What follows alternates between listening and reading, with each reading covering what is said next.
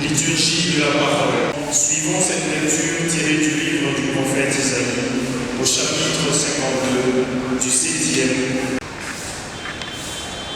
Comme ils sont beaux sur les montagnes, c'est lui qui annonce la paix, qui porte la bonne nouvelle, qui annonce le salut et vient dire à Sion: il règne dans Dieu. Écoutez la voix des guetteurs. Ils élèvent la voix, tous ensemble ils crient de joie, car de leurs propres yeux, ils voient le Seigneur qui revient à Sion. Éclatez en cris de joie, vous, ruines de Jérusalem, car le Seigneur console son peuple, il rachète Jérusalem.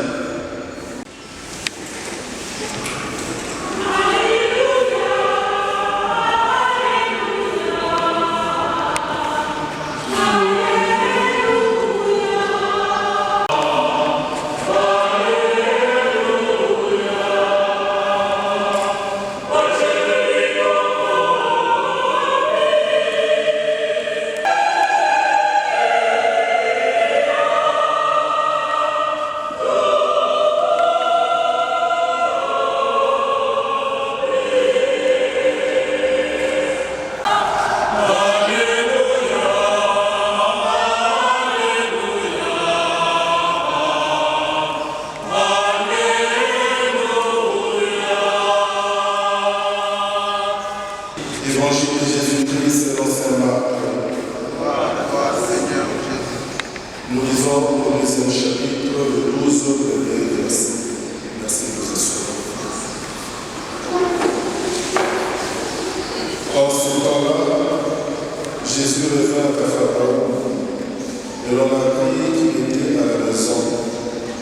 Quand le monde se rassembla, qu'il n'y avait plus de place, tant même devant la porte, et il a annoncé la parole. Arrivent des gens qui lui amènent un paralysé, porté par 4 hommes. Comme ils ne peuvent l'approcher à cause de la foule, ils découvrent le doigt au-dessus de lui. Ils font une ouverture et descendent le concave sur lequel était couché le paralysé. Nous n'avons jamais vu de pareil.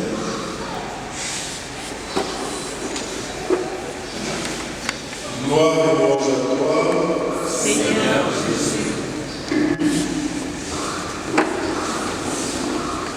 Qu'il me soit permis de remercier les organisateurs de cette journée, les différents conférenciers, les bénéfices du Kifou qui ont répondu favorablement à cet appel, comme ceux qui, pour diverses raisons, n'ont pas pu participer aux activités organisées en ce jour. Les remerciements s'étendent aux amis du Kifou, ainsi qu'à tous ceux qui, nuit et jour, ne ménagent aucun effort pour que la paix revienne dans cette région de notre pays. Chers frères et sœurs, depuis 3 décennies, le Kifou, qui était jadis une région de paix et de tranquillité, est en proie à une série de guerres qui ont fait le théâtre de crimes multiformes. En effet, les différentes guerres dont notre région est victime a déjà causé des millions de morts, le déplacement des populations, la fermeture des écoles, l'incendie des maisons, la destruction de la faune et de la flore. Bref, aucun aspect de la vie n'est épargné. Malheureusement, plus les jours passent, plus l'espoir de sortir du gouffre où nous sommes s'en montrer. Au contraire, la situation ne fait qu'empirer. Je sais bien que chaque famille est déjà touchée d'une manière ou d'une autre par la guerre. Parmi nous ici, nombreux sont ceux qui ont perdu parents, amis, frères, sœurs, ainsi de suite. Et dans certains cas, les familles entières ont été estimées. Face à cette situation calamiteuse, que devons-nous faire? Faut-il vivre dans la passivité? Faut-il croiser les bras? Non. Chers frères et sœurs, sachons que notre souffrance peut durer longtemps, mais elle ne sera jamais éternelle. Dans la première lecture, le prophète Isaïe parle de la fin de l'exil à Babylone. En fait, en 587, le roi Nabuchodonosor a déporté le peuple d'Israël. Ce dernier a ainsi perdu sa terre, sa ville sainte et son temple, qui est le signe de la présence de Dieu au milieu de son peuple. Et comme vous le savez, lorsqu'on est dépossédé de sa terre, on perd quelque chose d'écran, quelque chose de délaissant. La terre, nous la recevons de Dieu comme un don gratuit. Et la perdre, c'est perdre un don de Dieu. Et quand on est dépossédé de sa terre, on est déconnecté de ses relations, on est déconnecté de ses activités.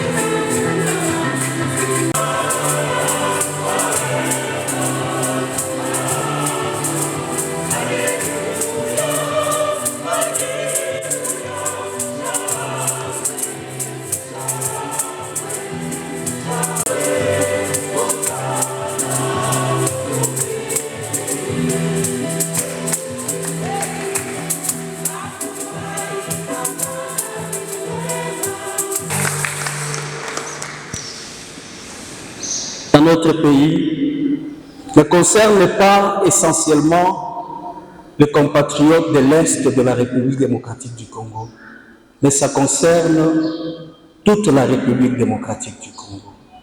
Ça concerne tous les Congolais, y compris ceux-là qui sont en dehors du pays.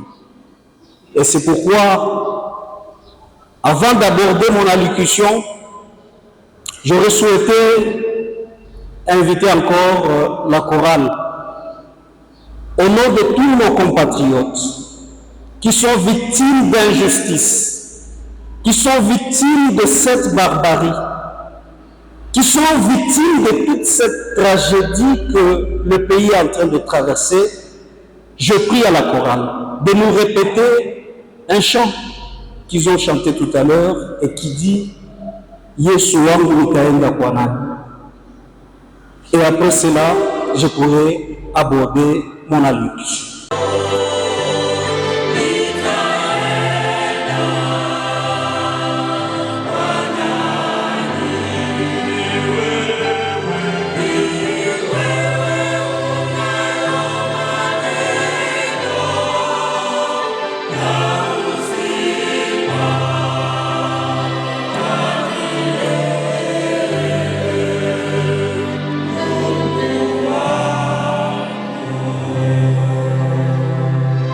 Communauté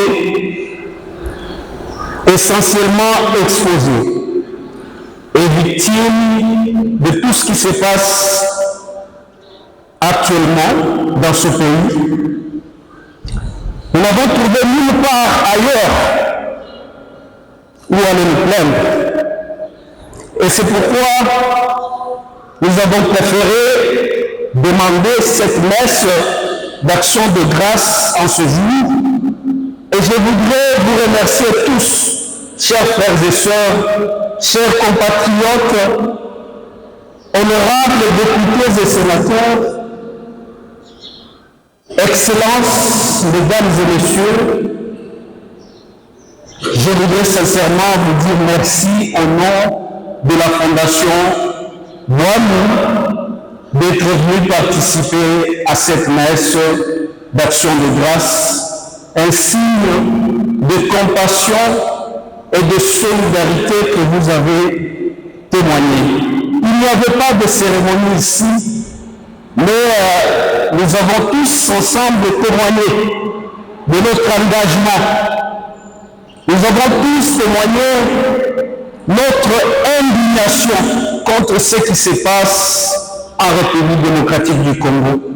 Et je suis sûr qu'avec la présence des serviteurs de Dieu qui sont ici et les prières que vous avez tous élevées de vos cœurs, les responsables d'actes ignobles ne seront pas épargnés. Ils répondront, ils paieront le prix.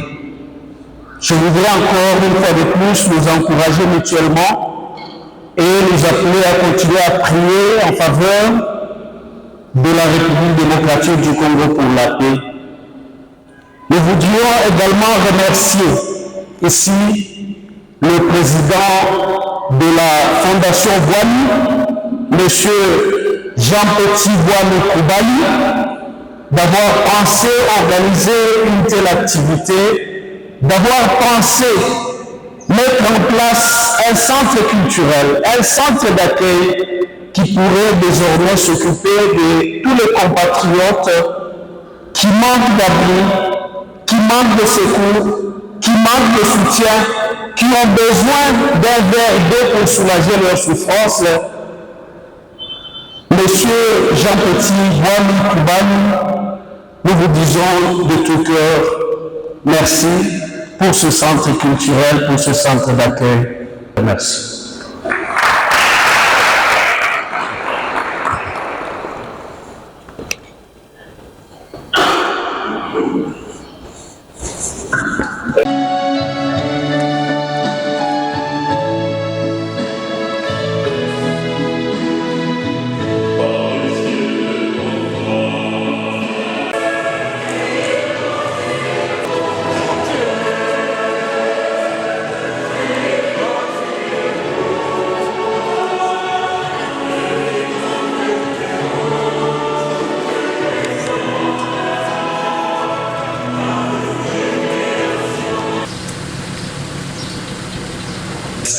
En vos titres et qualités respectifs.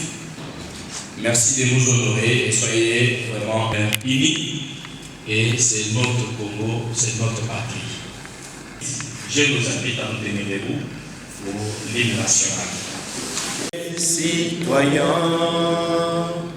entonnez l'hymne sacré, fièrement saluez l'ample méthode de votre souveraineté, Congo, deux aïeux, Congo, au pays, Congo, bien-aimé. Je vais rapidement inviter le porte-parole de la communauté congolaise du Kivu à Kinshasa pour ce mot.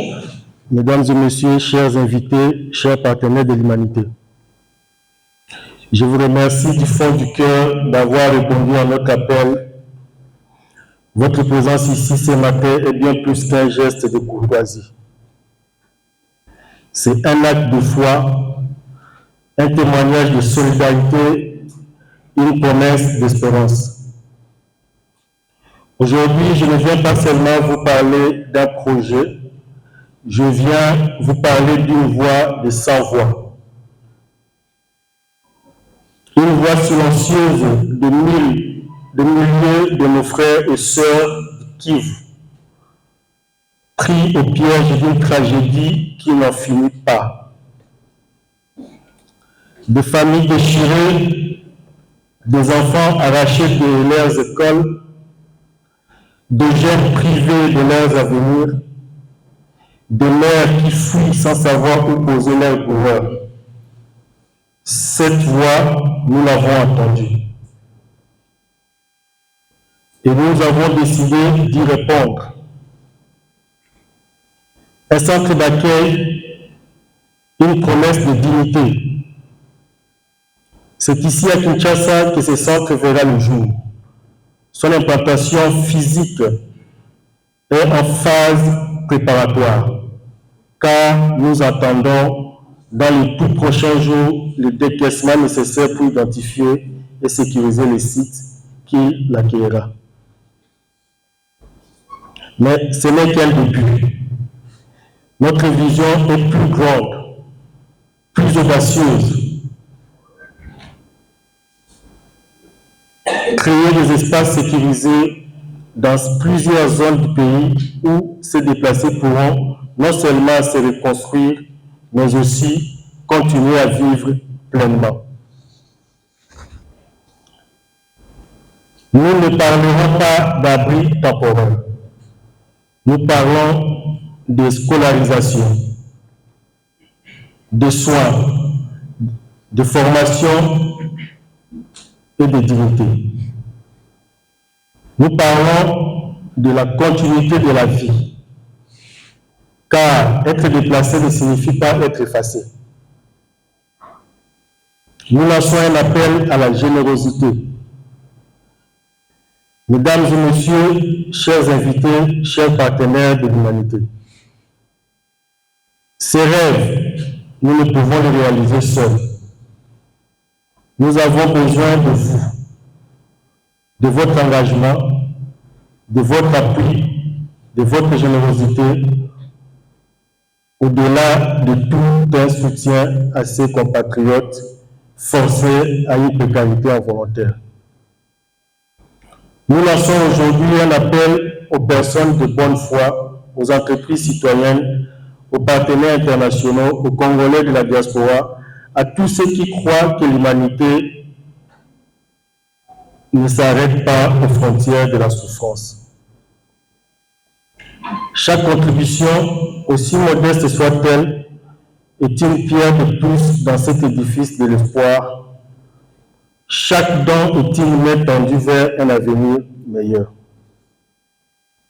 Nous tenons à remercier vivement toutes celles et ceux qui ont déjà apporté leur contribution avec générosité et conviction à l'édification de cette œuvre humanitaire. Leur soutien constitue une pierre angulaire de ces projets et nous en sommes profondément reconnaissants. Nous disons qu'ensemble, nous pouvons changer le cours des choses. Chers invités, ce projet est ambitieux. Oui, mais il est juste, il est nécessaire, il est urgent. Je vous invite à ne pas rester spectateur. Devenez acteur, devenez bâtisseur, devenez porteur de lumière. Car Demain, lorsque ces enfants déplacés deviendront des médecins, des enseignants, des leaders, ils se souviendront que vous avez été là, que vous avez cru en eux, que vous avez scellé l'avenir. Je vous remercie. Merci. Et activiste des droits humains, Madame Léa Rachel, si elle peut avancer. Est-ce qu'on peut l'applaudir? Merci beaucoup. Je vous place, madame. Avec notre pasteur, qui est aussi activiste des droits humains, pendant 20 minutes, sur l'évaluation de la situation humanitaire de nos compatriotes en zone occupée. Je vais vous demander de prêter attention. Si vous avez vos questions, inscrivez quelque part. Ne soyez pas pressés, il y aura le temps pour les questions. Mais pour l'instant, elle a la parole pendant 20 minutes. Voilà.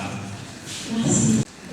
Je me tiens au-devant de vous, pas seulement en tant que congolaise, mais en tant qu'humaine.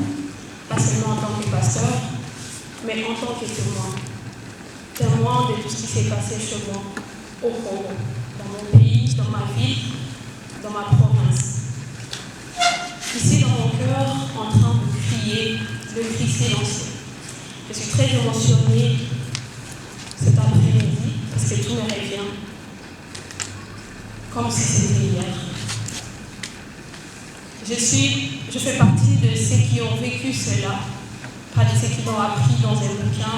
Ce courage et cette résilience de Congolais, de Gomatraciens, de Bukaviens et de tous ces Congolais qui ont vécu cette histoire et ceux qui sont en train de crier au-dedans de moi cet après-midi.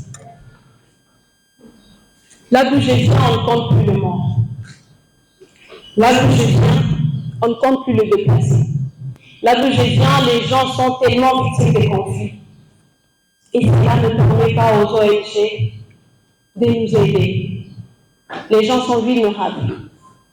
Moi, en tant que pasteur et jeune, j'ai reçu certaines femmes, ces femmes qui ont été violées, ces femmes incapables de le dire tout haut. Ces femmes de moins de 18 ans qui ont eu à résister sur une violence sexuelle de plus de 7 personnes.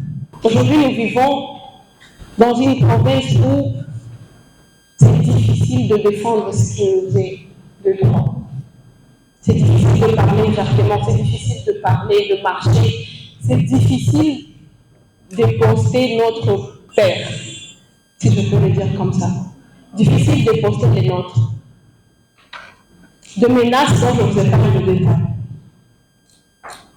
Oui, nous pouvons prier pour la paix, mais œuvrons aussi dans la construction de cœur. Nous devons être des instruments de la restauration. Les compatriotes du Nord Kivu ne demandent pas, comme je le dis tantôt, la pitié. Ils ne demandent pas des conférences. Ils ne demandent pas du tout votre pitié, non. Mais demandent l'amour, la solidarité et l'action. Notre foi ne devrait pas rester dans des cultes. Notre foi ne devrait pas rester dans des assises. Notre foi ne devrait pas rester dans des cultes. Notre foi, nous devons la transmettre à ceux qui l'ont perdue. Les oreilles de vos cœurs sont ce dont nous avons besoin maintenant. Franchement, j'aimerais bien que vous puissiez ressentir ce que je ressens. Prenez-moi comme l'exemple et comme ces cris silencieux. Je vous remercie. Merci. C'est difficile, mais on n'en peut rien. Si nous allons regarder bien, nous recherchons à travers cette conférence votre implication.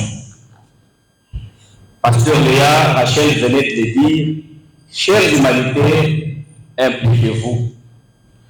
La paix à tout prix. Rien que la paix. Merci.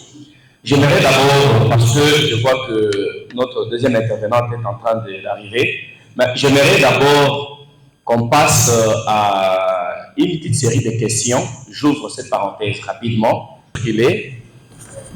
Aidez-nous à circuler le micro. De ce côté, nous allons prendre 3 questions. Elle vous a donné ses propres témoignages. Elle vit avec.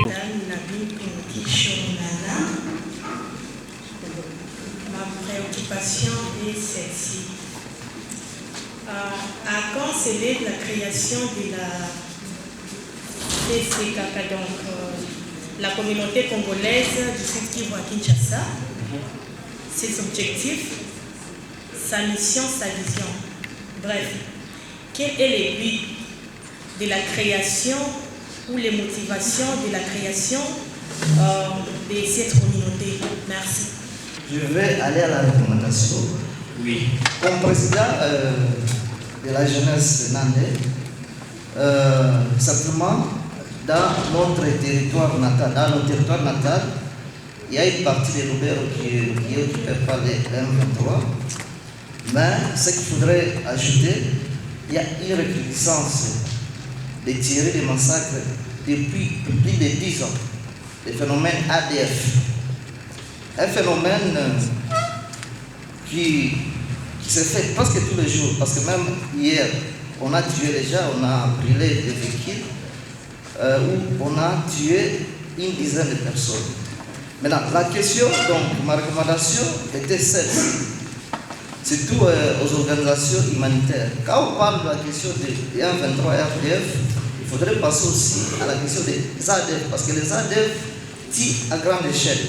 Et ils tuent les paisibles, les populations. Et ils tuent à centaines. Maintenant, il y a des maisons brûlées dans ce coin-là, parce que c'est surtout à Ituri, à Beni, soit à Lubero, dans la province du Nord Kivu, où les gens sont massacrés à centaines. Si on devrait totaliser les morts, on peut dépasser même 20 000 personnes.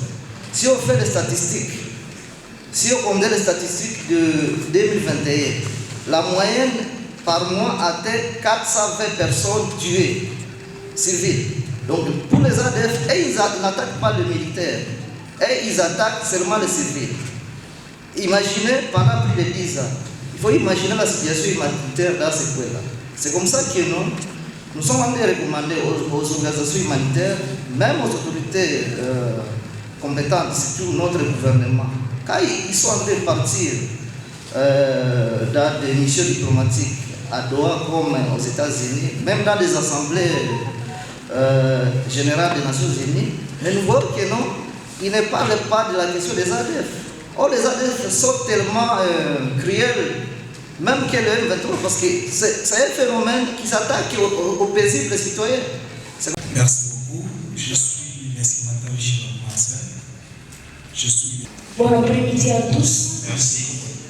Dans les polémiques sur les aspects institutionnels, je préfère rester dans les besoins.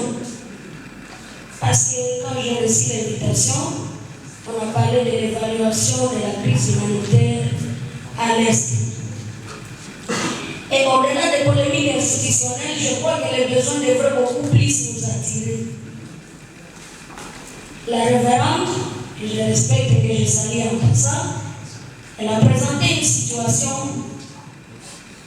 qui a été vécue par 80% des participants à cette salle. Mais quelle est la situation actuellement que nous parlons sur le terrain?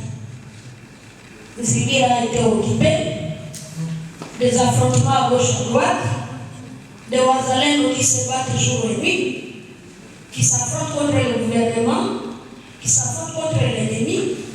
Mais la pauvre population que nous sommes, quelle est notre place à ce moment-là? Qu'est-ce que nous faisons? Nos parents que nous avons laissés, nos femmes, nos enfants, nos grands-mères qui ne savent plus se déplacer, et sont devenus quoi? Maintenant que nous voulons soulever un débat institutionnel. Voici la situation. Je vais juste compléter, parce que je sais que dans la salle, il y a des acteurs étatiques et non étatiques qui peuvent faire quelque chose.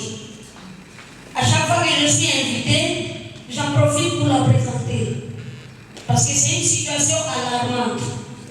Moi, je crois que parmi nous tous ici, chacun de nous devra avoir ne serait-ce qu'une minute de silence à mémoire de ceux-là qui ont perdu leur vie, tantôt pour défendre, tantôt par peur ou par crainte, et d'autres pour résister. Parce qu'il y a de ceux-là qui sont fouettés et qui succombent de leur plaie parce qu'il a refusé de nettoyer, n'est-ce pas, la cour. À cela, je crois qu'on devrait donner une minute de silence à mémoire de ces nations. S'il vous plaît, ne serait-ce qu'une minute de silence. Nous vous observons une minute de silence. Merci. C'est à votre... Merci beaucoup. Merci. Notre indifférence face à la crise humanitaire qui se passe à l'Est, moi personnellement, je le considère comme étant une crime. Notre indifférence nécessite que cette population soit encore et encore dans la souffrance. Agissons. Et c'est là que je pose maintenant la question, madame. Je sais que le président de la République ne cesse de plaider pour que la situation de l'Est soit considérée comme génocide au niveau international. Quel sera votre apport pour que cette voix du président de la République soit entendue? Merci. Je vais demander à madame Régine Mafuta. Elle est là. Madame Régine, venez de ce côté.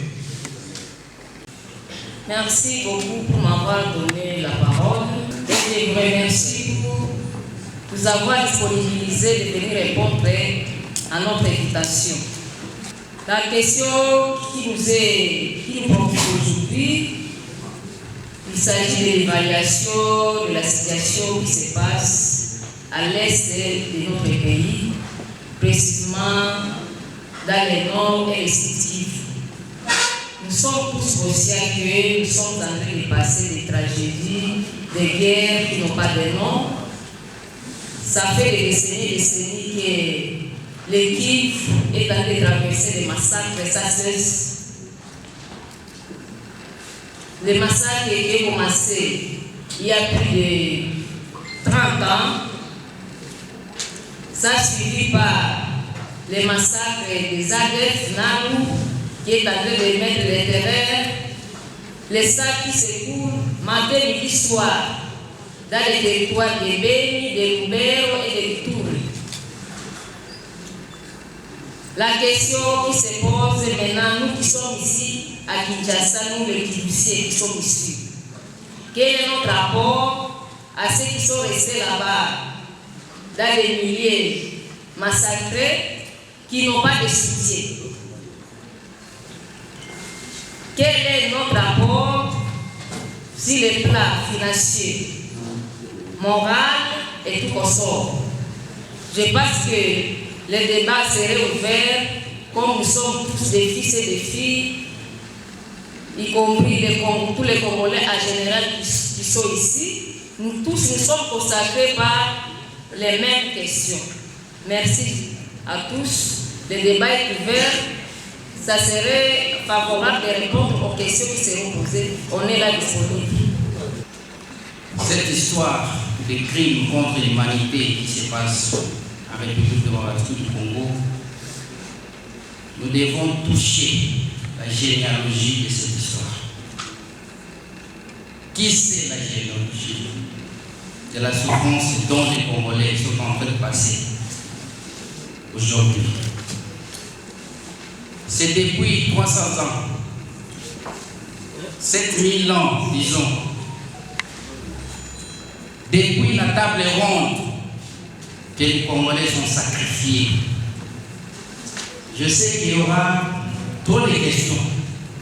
La table ronde qui nous a permis d'être Congolais comme on est là. Mais qu'est-ce que la table ronde a prévu pour l'avantage des Congolais comme nous sommes aujourd'hui?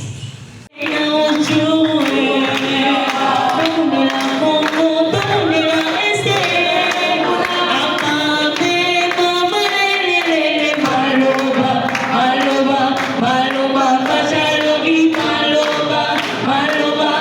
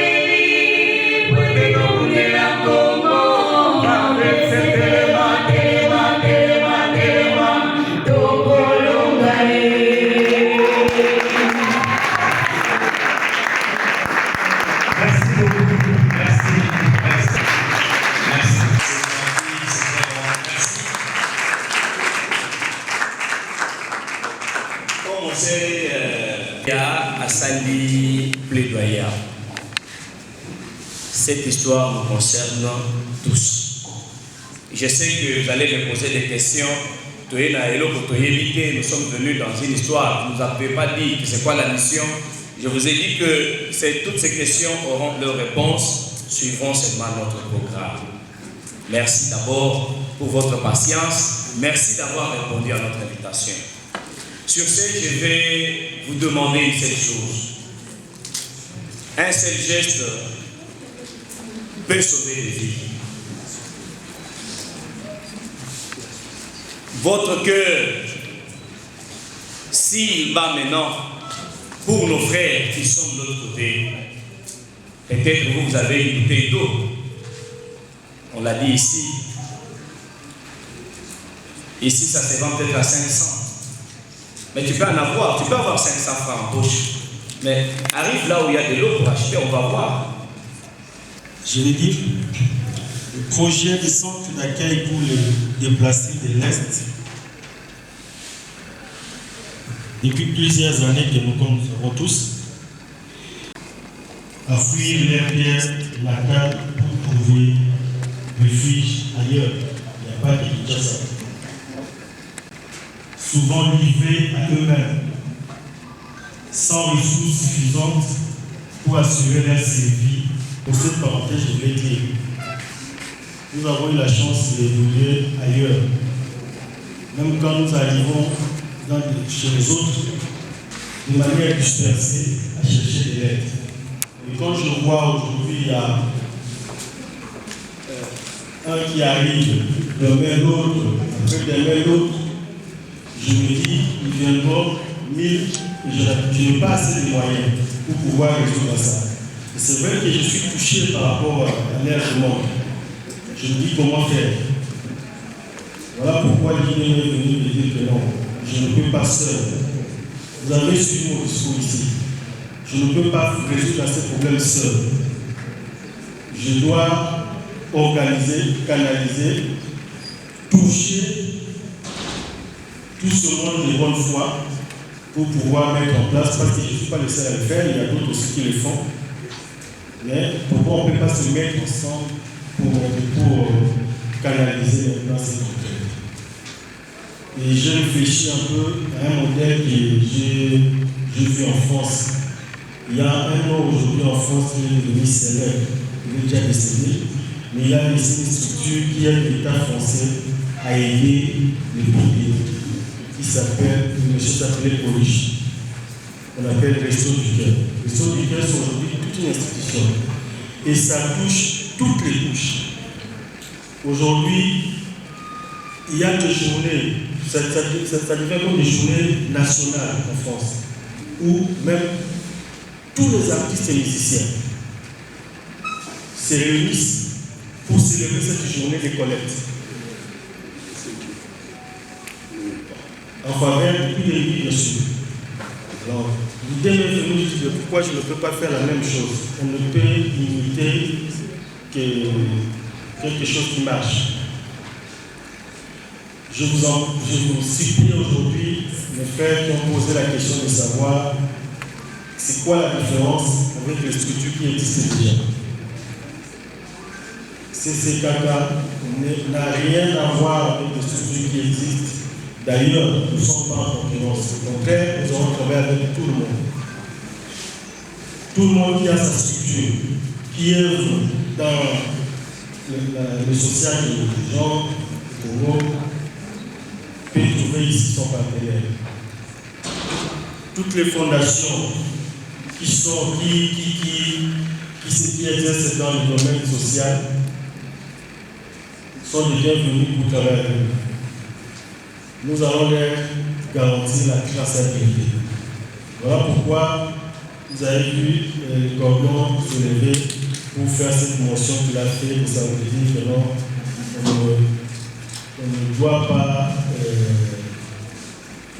comme a dit notre ami, que quand la main droite tourne dans la main gauche, on ne doit pas savoir. Mais cela ne veut pas dire que vous ne saurez pas ce qu'il va faire cet argent. On n'a pas voulu d'ailleurs demander cela avant d'ouvrir ces mots. simplement pour vous dire que je peux vous garantir ici qu'il y a des donateurs qui ont cru à notre projet. Parce qu'on a écrit un projet, on a touché les montagnes. Parce qu'on doit vous le dire, vous devez le savoir, c'est destiné à tout faire. Celui qui n'a pas, ne peut pas payer. C'est normal, c'est destiné à lui. Mais là, ici, la philosophie, c'est que le fort soutient les faibles. Alors, je vais continuer sur la seconde paragraphe qui dit, face à cette situation préoccupante, la Fondation Wami a entendu les cris de ses compatriotes et s'engage à apporter une réponse humanitaire et sociale adaptée. Objectif du projet. La Fondation Wami projette la mise en place d'un centre d'accueil pour déplacer internes à Kinshasa.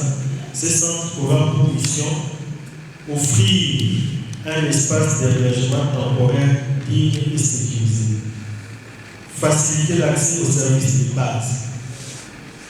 Quand je parle de services de base, je sous-entends bien sûr la nourriture, le soin, la santé, primaire, accompagnement psychosocial. Organiser et canaliser les élans de solidarité de la population congolaise et les partenaires. C'est ce que j'ai dit tout à l'heure. Vous imaginez quelqu'un, un Quinois qui se retrouve chez lui, il sait au moins quel est le discours. Mais on sait comment ça se passe ici. C'est-à-dire qu'on met en place ce centre d'accueil. C'est-à-dire qu'il y aura des assistants sociaux à faire certaines démarches, les accompagner et en faire montrer le chemin s'ils veulent rester ici. Mais si les autorités, ça nous ne vont pas à créer, c'est-à-dire qu'on laisse les autorités faire le travail, on sait qu'ils sont en train de le faire bien. On a de l'espoir déjà. Et si les autorités arrivent à résoudre ce problème, nous allons les accompagner à regagner chacun chez lui. Vous avez ici un partenaire qui va vous accueillir, vous accompagner jusqu'à la dernière minute, c'est-à-dire au résultat final. Pour conclure, le dernier paragraphe, nous allons faire un appel, c'est pour ça qu'on a fait d'ailleurs un appel, ça a été déjà fait, on ne va pas le faire, à la solidarité de tous. Alors pourquoi on n'a pas donné l'invitation aux gens de l'Est? Pour celui qui a posé la question de savoir. Donc on ne connaît pas que les gens de l'Est ici. Il y a toute la communauté congolaise ici. Voilà pourquoi l'idée de dire communauté congolaise, donc ce n'est qu'un nom. Ne considérez pas ça. C'est un projet de la fondation. Donc, on va faire appel à la solidarité comme on vient de le faire, enfin de concrétiser ce projet. À moi seul, je ne peux pas. Donc, je fais un appel. J'ai lancé déjà l'appel, je vous garantis. Comme je vous ai dit que je suis interlocuteur, c'est-à-dire que la fondation a envoyé des appels de fonds, des demandes de fonds au fort, et beaucoup sont en train de répondre. Ça aussi, on peut l'assurer déjà. Beaucoup sont en train de répondre. Il y a même certains qui ont répondu vraiment favorablement, mais qui ont demandé, comme a dit notre frère, qu'ils ne veulent même pas être affichés. Mais pour la traçabilité, vous allez voir les actions qui seront menées seront à la hauteur. Merci. Est-ce qu'on peut l'applaudir très fort? Merci. Je sais que parmi les questions posées, c'est la Fondation Wami qui a mis en place un projet. C'est au protocole. Nous avons le représentant. Mais moi, ce n'est pas une question, mais ce sont des remarques et des recommandations. Les remarques que je commence à nos musiciennes qui viennent de chanter ici des bonnes chansons et belles, mais ils ont oublié de chanter dans notre langue de Kiswahili. Tandis que nous sommes ici pour la question du kiff. Là, c'est déjà une illusion. Recommandation au niveau de la Fondation Wami. tel que le président de la Fondation Wami a dit que c'est un projet qui est parmi des projets de la Fondation Wami pour éviter des polémiques demain ou après-demain, de ne pas dire CCCK, Communauté Congolaise de Kivu à Kinshasa, c'est bien de dire centre d'accueil des déplacés de Kivu à Kinshasa. Pourquoi je vous propose un centre d'accueil? C'est parce que lorsque vous parlez de communauté de Kivu à Kinshasa, il y a déjà un comité en exercice. Il y a le comité de Chinyabuguma qui est là-bas, qui regroupe les gens du Kivu. Il y a les communautés qui regroupent les gens du Nord Kivu, du Maniema et tout comme ça. Et en aucun jour que vous allez inviter ces gens de répondre à votre invitation et de venir ici parce que ça sera comme un combat de leadership. Quand maman pasteur a parlé ici, il ne pouvait pas encore retenir ma souffle à cause de ce qu'il disait, à cause des atrocités et tout ce qui se passe là-bas. Mais notre question, en tant que ministère, on voulait connaître aussi la situation de nos frères. Parce qu'on dit qu'il y a eu autant qui sont morts, il y a eu autant qui ont fui. Mais les personnes en situation de handicap, quel est leur sort là-bas à l'Est? C'est ce qui nous intéressait. Ce sont les préoccupations que la ministre m'a demandé de venir récolter ici pour qu'on puisse travailler en parfaite collaboration avec nous. Et quand j'ai vu aussi nos frères, parce que nous les gérons, les gens qui vivent avec albinisme, ils sont gérés aussi par nous. Mais cette chanson est vraiment chanson capitale. Mais ils ne savent pas qu'il y a un ministère qui peut pousser encore loin cette chanson, parce que c'est notre façon d'être en parfaite collaboration avec nos frères et sœurs qui vivent les atrocités à l'Est. Et j'ai voulu quand même placer un mot avant de partir. J'ai dit et je vous remercie. Merci beaucoup. Est-ce qu'on peut applaudir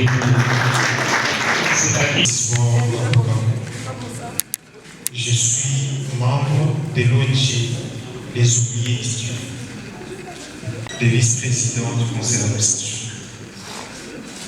Je ne sais pas si c'est cette qualité que j'ai. Au-delà de l'émotion, j'ai été une fois de plus édifié. Mais néanmoins, cela a suscité en moi une question. Nous savons tous que depuis un temps, les accords de cessez-le-feu ont été signés, mais qui sont violés.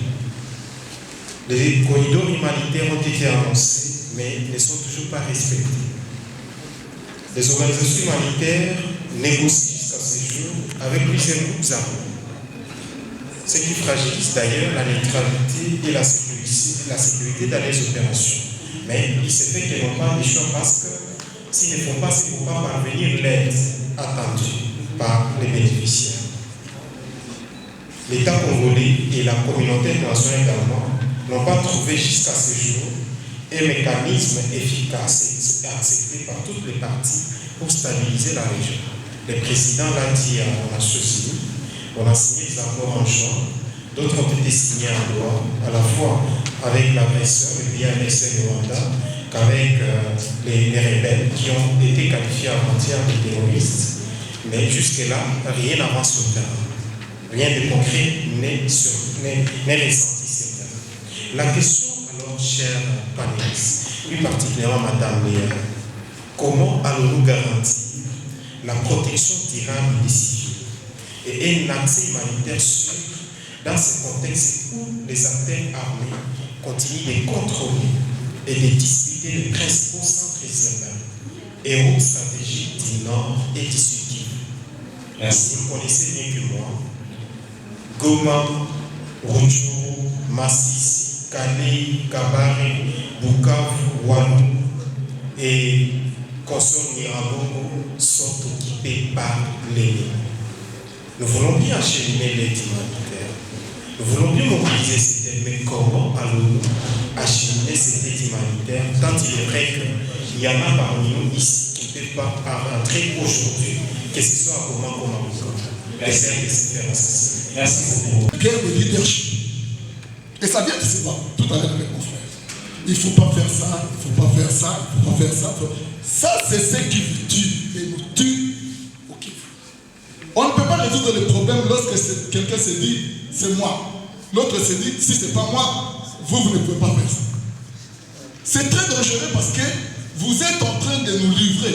Je dis nous, parce que nous sommes tous commandés. Parce que si ça passe de l'autre côté d'ouvrir la calomnie, ça va retrouver tout le monde.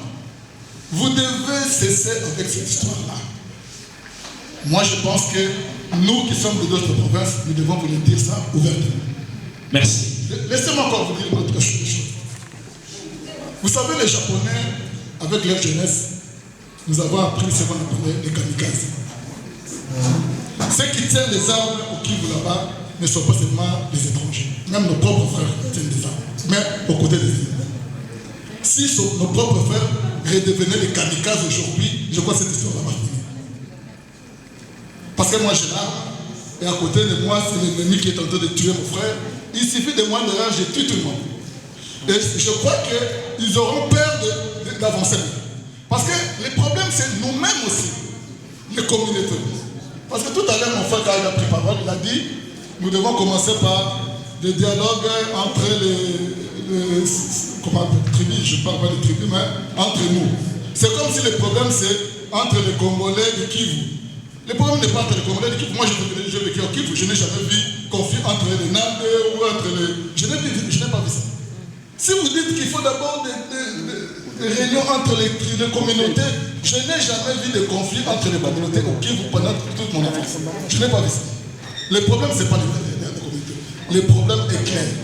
Oublions cette façon de chercher d'abord à être leader en mettant les autres côtés. Merci. Regardons la parole des enfants et vous verrez que cette histoire va trouver. Merci.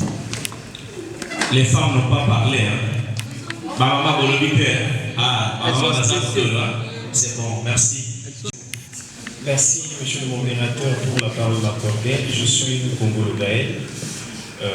Je viens aussi de Goma, où j'ai passé 10 ans et je profite pour dire que le propos que mon frère a tenu m'a beaucoup choqué parce que j'ai une famille qui vit à Goma depuis 1974. Pour ceux qui savent à la question, peuvent les témoigner. Ce qui m'intéresse, et j'aimerais aussi donner des suggestions, c'est l'aspect santé mentale. Parce que je suis psychologue de formation, l'IEPGL Goma. Je fustige d'ailleurs cette façon-là de gérer les déplacés qui sont venus du Nord et du Sud Kivu fuyant la guerre. On a souvent tendance à croire que c'est en nous donnant l'argent, les riz et autres qu'on pourra nous aider. Alors que faire ça, c'est comme prendre 1 000 $ et donner à un enfant de 2 ans lui dire fais un projet.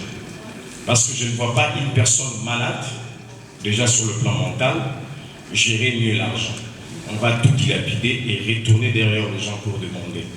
Et ma suggestion est celle de vous demander de vraiment vous appuyer sur cette question-là. Parce que le pin irritatif de mer, je fuis la guerre, mais j'ai quand même des gens qui sont restés là-bas. À chaque fois que je me rappelle qu'ils sont là, le problème demeure et persiste.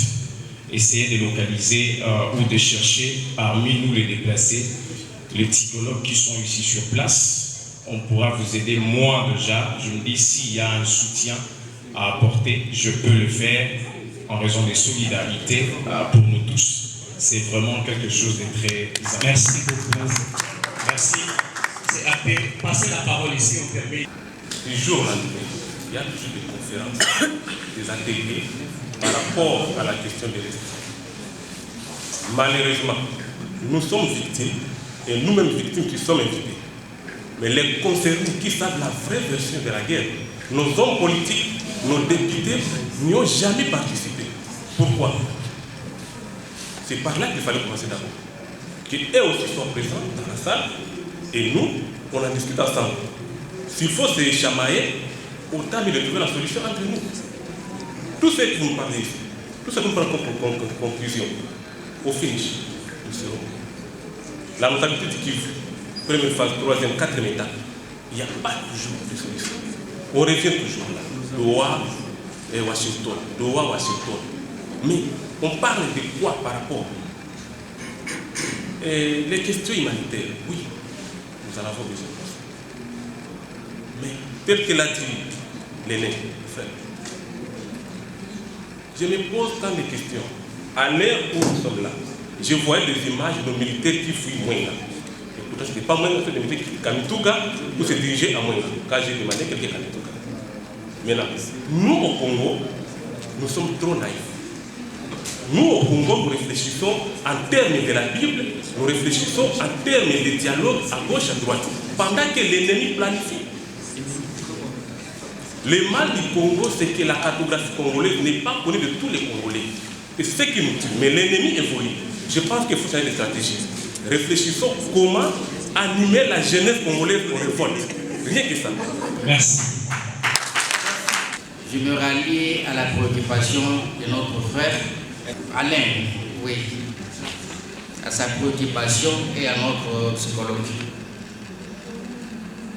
Nous, Congolais, nous avons la peur. C'est ce qui fait que nous restions toujours dans cette histoire de guerre perpétrée et à chaque fois, pourquoi seulement l'Est? Pas Ouest, pas Nord, pas Sud. Pourquoi seulement l'Est? Nous devons nous réveiller. Réveiller, cela veut dire quoi? Laissons nos petites structures que nous avons et mettons-nous ensemble, discutons et parlons fils et filles du grand Kivu et trouvons un compromis.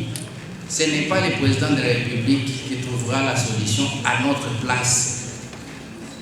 Ce n'est plus un député qui trouvera la solution à notre place. C'est nous, la population, qui est victime. Il n'y a aucune puissante force plus que la population dans le monde entier. Je vous interpelle